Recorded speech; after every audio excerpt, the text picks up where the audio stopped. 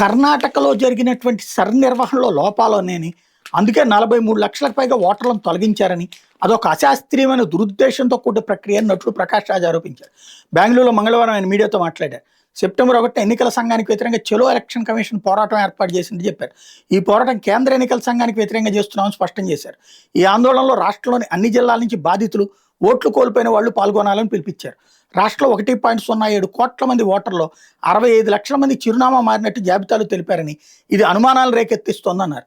తన చిరునామా కూడా మారిందని, ఫార్మేట్ దరఖాస్తు ఇవ్వాలని జూలై 17 తాను BLOని కోరినా నిరాకరించారని, చివరికి శాశ్వతంగా చిరునామా మారారని పేర్కొనడం సరికాదన్నారు. పూర్తి SIR ప్రక్రియ లోపభూయిష్టంగా సాగిందన్నారు. ఈ SIR ప్రక్రియను పూర్తిగా రద్దు చేయాలని కోరుతూ కోర్టును కూడా ఆశ్రయిస్తానన్నారు. ఆశ్రయించిన ఆయన నువ్వు 4 ఓట్లు ఇప్పుడు ఈయనకు దృష్టిలో ఎట్టా అంటే ఏడ ఉంటే ఆ ఊర్లో ఓటు అట్టాగే ఉండాలి. అంటే ఒకే మనిషికి 4 చోట్ల 40 చోట్ల ఓట్లు ఉండాలి.